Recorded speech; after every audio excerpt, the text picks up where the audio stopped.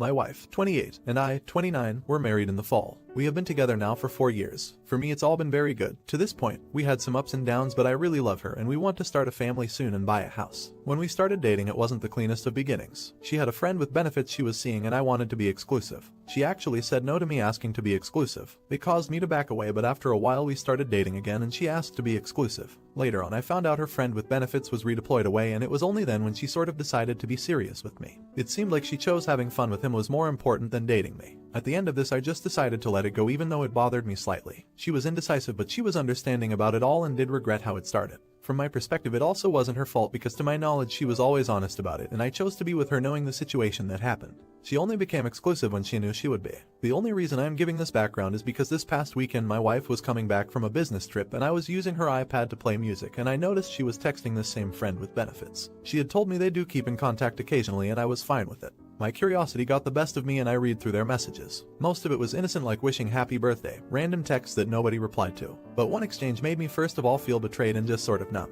A couple weeks after we got married, he congratulated her. She accepted, but he says, "So now you're off the market." Too bad, because I did imagine we would get one more chance together. She responded, "After all these years you still think about that?" He goes, "Yeah, often. I miss it." She goes, "I miss it too, but I'm married." He goes, "What do you miss most?" She changes the subject. I think she mostly shut it down. But what a punch to the stomach in a way. I feel like she didn't need to extend the conversation like that. I know she didn't expect me to read it, but still, it just seems like such a lose-lose for me. It's not enough to admit reading her texts over, but it does sting. It brings back the memories from when we first dated and her trouble getting past him. It seems like she still hasn't. There is stuff her roommate told me early on about them also that makes it all worse, but isn't that relevant and she doesn't know I know. Would it be worth bringing up with her that I saw this? Or there is no real win here and I should move on but keep an eye out? Not the idiot. You should be concerned. This guy is testing the waters with that interaction. He doesn't respect your marriage and is looking to see if his sexual needs can be fulfilled with your wife. So keeping a sporadic conversation going is a way to keep a foot in the door and find a weakness in her desire to remain faithful. Basically, when she wants fun, he will be there because he is already in the background waiting.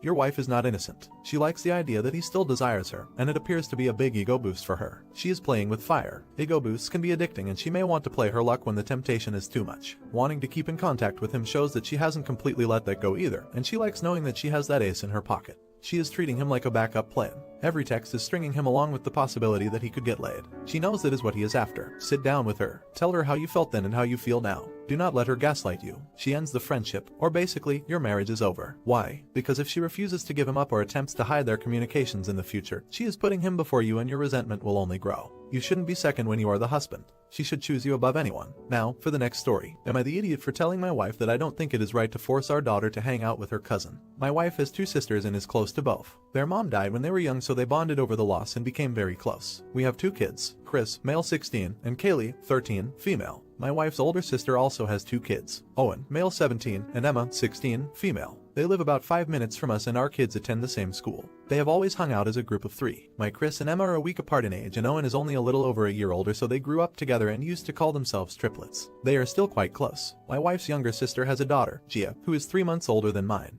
The younger sister always made comments when our girls were babies about how she can't wait until they are the ages of the big kids, meaning Chris, Owen, and Emma, because they'll be just as close. The problem is that Kaylee doesn't like hanging out with Gia, and it's becoming more obvious as they get older that they are 2 different people. Kaylee likes soccer and video games. Gia isn't allowed to play video games and isn't interested in sports. Kaylee is a social butterfly and Gia is a homebody. All of this was manageable, but Gia also has some more immature interest. She still enjoys playing with dolls and engages in pretend play. For example, when Kaylee goes over their house to sleep over, she says Gia likes playing school. Or mamas. Playing school means they set up all of the stuffed animals and pretend to teach them. Mamas are when they play with the baby dolls and pretend to be mamas. I have nothing against pretend play and think it's nice that Gia doesn't feel pressured to grow up too fast, but it's clear that Kaylee and her are on different wavelengths. Now that things are opening back up, Gia's mom said she can't wait to have Kaylee over. Kaylee said she doesn't want to sleep over Gia's. She said she'll still interact with Gia at family events but doesn't want to sleep over there anymore or go over to play. This upset my wife a lot. She said Kaylee doesn't get a say. Later that night I told my wife I sided with Kaylee. I don't think she should be forced to hang out with Gia. My wife flipped and said that I am an only child, so I will never understand her family values and how this isn't up for discussion. I told her that wasn't fair. Kaylee should get a say, and she said that you don't get a say when it comes to family. We argued for a while before I told her that we would be having this discussion later, and she didn't talk to me for the rest of the night. Was I the idiot? I haven't brought it up again but plan to unless I am totally in the wrong. Edit. I thought I made this clear but will say it again because of the comments I am getting. Kaylee is not interested in hanging out with Gia other than for full family events. For example, we normally have dinner with my wife's sisters and dad every Sunday. Kaylee is fine hanging out with Gia then but doesn't want to go beyond that. Additional info. Other than her immature interest, Gia is a normal 13-year-old girl. Edit. Gia does cry when she doesn't get her way, and that's another reason Kaylee is no longer enjoying playing with her cousin. I wouldn't say it's tantrum behavior. Her mom and my wife think it's just hormones and normal, but she locks herself in the bathroom until she pulls herself together. I should have mentioned that earlier, but my wife and her sisters think it's normal teen girl stuff. Edit. Sorry for so many edits. Just trying to paint a clearer picture. Last summer, Gia and Kaylee hung out about 4 to 5 days a week. Now, this was normal for Chris, Emma, and Owen when they were 12-13th. I would say they were over more often than that and had sleepovers most nights. They have a lot of the same friends since they go to the same school and play some of the same sports. My wife and younger sister are trying to recreate this with Kaylee and Gia, but Kaylee doesn't want it. Again, she is okay with the weekly dinners but doesn't want the one-on-one playdates and sleepovers with Gia. I am getting a lot of heat over the word immature. All I meant by that is Kaylee, who stopped playing Mamas a long time ago, sees it as immature. If Kaylee suggests another game, then Gia cries and locks herself in the bathroom. To me that is childlike behavior, but I do not think any less of Gia because of this. I do not dislike her. I love her like she is my own blood. I am very sorry for hurting people with the use of the word immature. Update. I talked to my wife about everything and she agreed she overreacted. She said that after her mom died, she felt like it was her job to hold the family together. She is the middle child, so she felt like she was the link between her two sisters. Their dad stressed to them how much they needed to stick together, and that is where the weekly family dinners started. It was a way to bring everyone together. When my wife got pregnant with our son Chris, at the same time her older sister got pregnant with her daughter Emma, my wife said it felt like fate, especially since her older sister's son Owen would only be a little more than a year older than both kids. My wife said watching all three of them bond like they did made her proud because she knew it is what her mom would want. Even now the kids are close. My son slept over at their house last night. They play some school sports together, have classes together, share some friends, and sit at the same lunch table. When we found out we were having Kaylee only a few months after Gia was born, my wife and her sister imagined the girls growing up together the same way the older three did.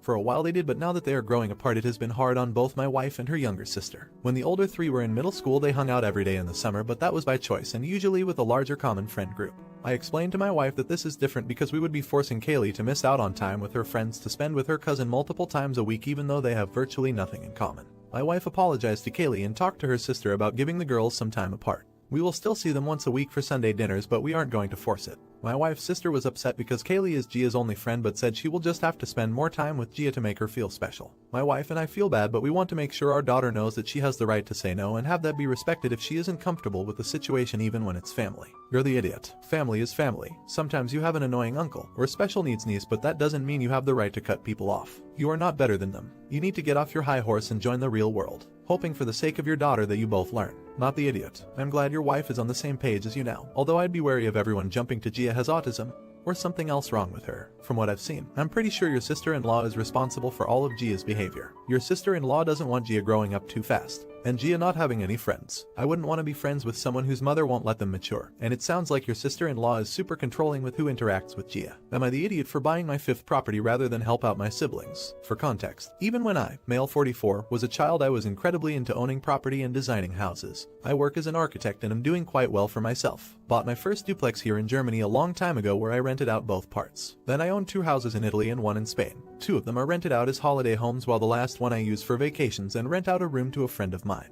So I have a lot of passive income at the moment, but only after a lot of time and money investments and refurbishing of these houses I rent in NYC at the moment, as my job has made me move here temporarily. My brother, male 48, owns an apartment. He has a family with 2 kids while my wife and I are childless. They are currently looking to purchase a house that fits all of them nicely. While they have found their dream house, it's out of budget for them. Meanwhile, my wife and I are about to buy our 5th house, this time in France. It's going to be one of our largest purchases yet, significantly larger than anything else we have done. It's a great deal on the property, however, and ideally what my wife and I want to retire in. When having a family FaceTime with my siblings and parents, I brought it up. Initially very happy for me. My brother mentioned how he needs a larger home for his family and how I should give up on this opportunity to give him money for his house and spend the rest on refurbishing their new home. I just laughed and said flat out no. Edit. Thought this was a joke. This was apparently the wrong move. My entire family turns against me and starts berating me. After 10 minutes of them taking turns telling me to buy my brother a house, I said I'd think about it and left. I am a bit of a pushover, so after talking to my wife we agreed we could wait and buy their house and rent it out to them at no profit. Apparently this was insulting to him, having his younger brother be his landlord, and my parents said I should just outright give him the money we have been saving. I told myself to piss off and started moving forward with the paperwork on our house in France. After talking to my friends, they said I should put family first and it's not like we are struggling for money. Now I am confused. Am I an idiot? Edit. This edit is super late, but I want to clarify my brother does have money for a 4-bedroom house. He isn't broke, just not enough money for his dream house. The dream house is approximately double as expensive. Update. My wife and I discussed and thought you guys deserved an update after the clarity I received from my initial post. It feels therapeutic for me. It's been a bit of a wild month since then. We took in a lot of your advice regarding the situation, but it ended up even more chaotic than I expected. Shortly after the post and when the pandemic in NY got worse and worse, I ended up back in Spain. After having a conversation with my friend and this post, I decided I had made the right choice. We are moving forward with the house in France currently. Furthermore, we are deciding to sell the 2 Italian homes. We realized we haven't been there ourselves in a long time and it was only being rented out. This decision was twofold. I couldn't get some of the remarks from the last post out of my head and we wanted some liquidity given the economy. We also decided to only list with local real estate companies. On to my brother, who turned out not to be telling us the whole truth. A week after the post, his wife calls me asking to reconsider. Turns out there was a reason, but my brother didn't want to tell me. So I told her, either he tells me himself or I won't even consider anything.